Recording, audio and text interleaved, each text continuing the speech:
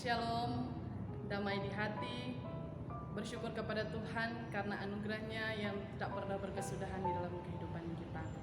Bapak Ibu Saudara-saudara yang dikasihi dan diberkati Tuhan, saat ini dalam mengawali segala tugas kerja, aktivitas rutinitas kita di sepanjang hari ini, kita akan mengawalinya dengan kembali belajar melalui kebenaran firman Tuhan. Tetapi sebelumnya, mari kita satu di dalam doa, kita berdoa. Terpujilah Engkau ya Tuhan Allah Bapa Juru Selamat kehidupan kami, Allah yang selalu setia di dalam kehidupan kami, Allah yang penuh cinta dan kasih, yang begitu mencintai dan mengasihi kami.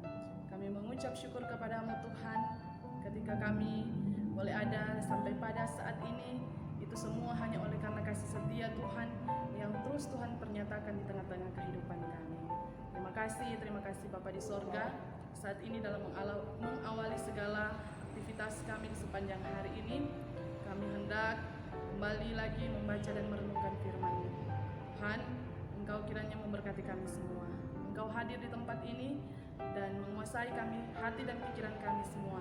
Tetapi yang utama ialah kami memohon hikmat daripada-Mu, sekiranya menjadi bagian kami semua, agar supaya ketika kami membaca dan merenungkan firman-Mu, firman-Mu ini dapat termaterai di dalam hati dan pikiran kami, sehingga firman-Mu inilah yang nantinya akan menuntun, mengarahkan kami untuk senantiasa hidup sesuai dengan apa yang difirmankan oleh Tuhan. Terima kasih Bapa di sorga. Inilah yang menjadi doa kami, berfirmanlah kepada kami semua, karena kami semua sudah siap dan rindu untuk mendengarkan firman-Mu. Dalam nama Tuhan Yesus kami berdoa kepadamu. Amin. Saudara-saudara yang dikasihi dan diberkati oleh Tuhan kita Yesus Kristus, saat ini kita akan membaca bagian Alkitab yang terdapat dalam kitab Kudus Perjanjian Baru, pertama Korintus, pasalnya yang ke-10, ayatnya yang ke-27 hingga yang ke-29. Firman Tuhan berkata demikian: Kalau kamu diundang makan oleh seorang yang tidak percaya, dan undangan itu kamu terima, makanlah apa saja yang dihidangkan kepadamu, tanpa mengadakan pemeriksaan karena keberatan-keberatan hati nurani. Tetapi kalau seorang berkata kepadamu, itu persembahan berhala, janganlah engkau memakannya, oleh karena dia yang mengatakan hal itu kepadamu, dan karena keberatan-keberatan hati nurani. Yang aku maksudkan dengan keberatan-keberatan bukanlah keberatan-keberatan hati nuranimu sendiri, tetapi keberatan-keberatan hati nurani orang lain itu. Mungkin ada yang berkata, mengapa kebebasanku harus ditentukan oleh keberatan-keberatan hati nurani orang lain? Sampai di sana bacaan kita di saat ini. Tema perenungan kita di saat ini, kebebasan kita jangan membatasi kebebasan sesama. Saudara-saudara yang dikasihi dan diberkati oleh Tuhan kita Yesus Kristus, atas perselisihan dan pertentangan soal makanan di jemaat Korintus, ada yang bertanya, mengapa kebebasanku harus ditentukan oleh keberatan-keberatan hati nurani orang lain? Sebagaimana prinsip negara merdeka yang demokratis adalah menjamin hak hidup dan kebebasan warganya. Dan kebebasan warga tidak boleh membatasi atau mengganggu kebebasan orang lain. Inilah yang dimaksudkan Rasul Paulus bahwa sebagai orang Kristen yang merdeka, maka keberatan hati nurani seseorang harus menghormati dan menghargai keberatan hati nurani orang lain. Hati nurani dibentuk oleh proses, kebiasaan, dan pandangan moral dalam lingkungan di mana ia bertumbuh dan dibesarkan. Karena itu, hati nurani seseorang adalah hasil dari proses pengalaman empirik yang menghasilkan intuisi dan perasaan yang rasional.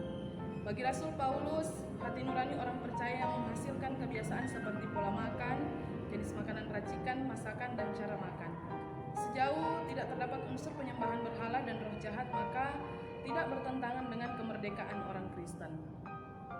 Jadi pasti ada perbedaan cita rasa, jenis makanan, dan cara makan antara orang Kristen Yahudi dan Kristen Yunani.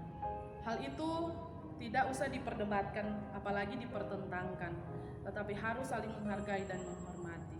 Saudara-saudara yang dikasihi dan diberkati oleh Tuhan kita Yesus Kristus, memenuhi undangan keluarga dan sahabat adalah suatu kehormatan, baik oleh sesama orang Kristen maupun non-Kristen. Bagi orang Kristen di Korintus ada makanan yang diharamkan dan dihalalkan, bukan karena alasan dogmatis, tetapi karena kebiasaan dan tradisi. Bagi Kristen Yahudi ada yang makanan yang diharamkan, sementara Kristen Yunani tidak ada pantangan. Menurut Rasul Paulus, ajaran Kristen tentang makanan adalah bahwa jika makanan yang disajikan tidak menjadi bagian dari penyembahan berhala, makanan itu halal untuk dimakan. Jika ada yang keberatan karena hati nurani, karena tidak bisa sesuai tradisi dan adat istiadat, maka harus dihargai dan dihormati. Saudara-saudara yang dikasihi dan diberkati Tuhan, di Indonesia ada beberapa agama dan kepercayaan yang diakui oleh negara. Untuk agama-agama yang disebut agama Abraham yang didirikan oleh keturunannya seperti Kristen dan Islam, juga ada makanan yang dihalalkan dan diharamkan.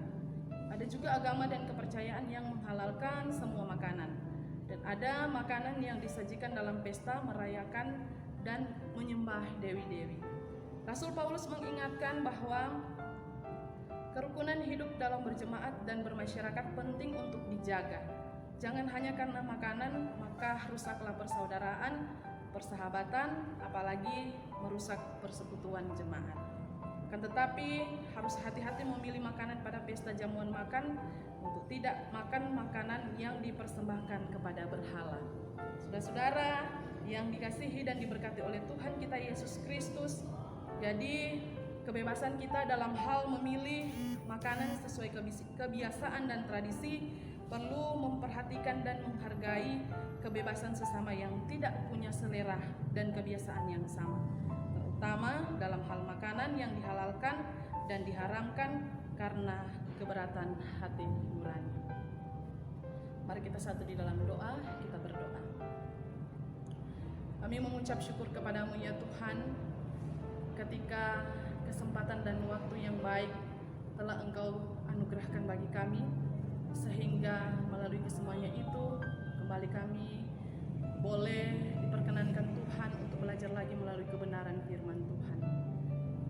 Tuhan menolong kami semua agar supaya kami boleh memahami, mengerti dengan baik apa yang dimaksudkan oleh Tuhan lewat firman ini. Tolong kami untuk tidak hanya menjadi pendengar firman saja, tetapi kami dapat menjadi pelaku-pelaku firman, suratan-suratan Kristus dimanapun kami pergi dan berada. Terima kasih Bapa di sorga. Saat ini kami hendak memulaikan segala aktivitas kerja kami di sepanjang hari ini. Kami mohon Tuhan menolong kami, menuntun, menyertai, tetapi juga memberkati kami, baik kami secara pribadi, bahkan pun bersama dengan keluarga kami masing-masing. Sekiranya kehidupan kami terus ada dalam pemberkatan Tuhan. Terima kasih Bapa di surga. Ini doa kami, ini syukur dan permohonan kami kepadamu. Di dalam nama Tuhan Yesus Kristus kami berdoa kepadamu. Amin. Demikianlah firman Tuhan di pagi hari ini. Selamat beraktivitas. Tuhan Yesus memberkati kita semua. Shalom dan damai di hati.